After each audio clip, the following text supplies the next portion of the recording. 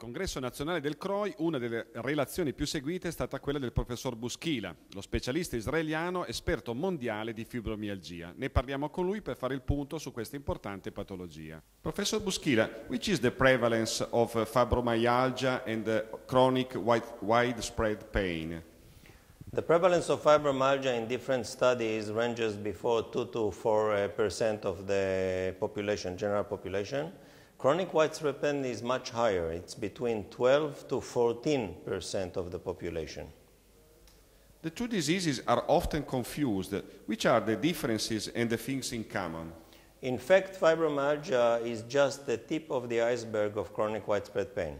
So if you have only chronic widespread pain, you call it chronic widespread pain syndrome. And if you have tenderness as well, tender points, you can call it fibromyalgia.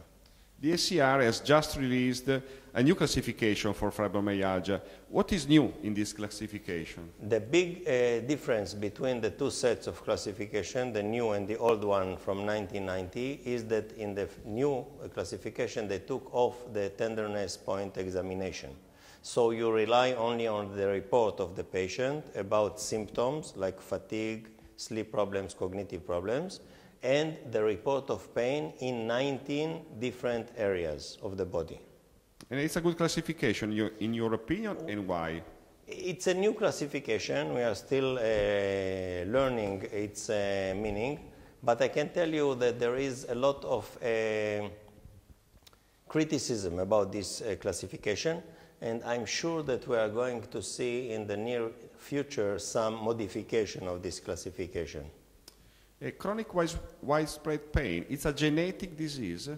Yeah, there is a strong genetic predisposition to chronic widespread pain and fibromyalgia, and I think it's very important to every mother who asks you as a doctor, what are the chances that my kid will have fibromyalgia? The chances are 8 times more than in the general population, which is a lot.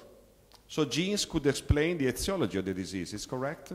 Genes can explain in part the etiology of the disease, but when you have the right genetic makeup, when you face different environmental stressors like stress, trauma, injury, whiplash injury, automobile car injury, this can precipitate the development of fibromyalgia in a genetic prone patient. In your opinion, why is it important to address widespread pain? Well, it's important for the patients, of course, because they don't know what they have, and once you label them, you diagnose them, they are more comfortable with their problems.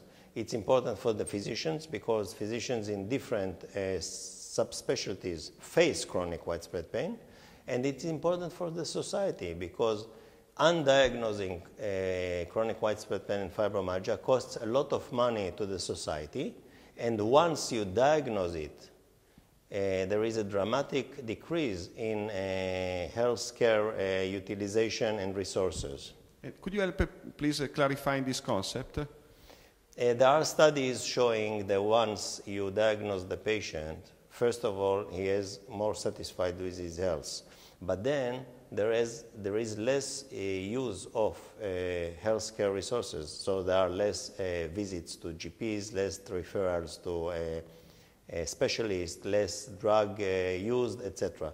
So in fact, the fear that diagnosing fibromyalgia will actually cost a lot of money to the society is not true. It's all the other way around. So diagnosing chronic widespread pain is good for the society, in fact.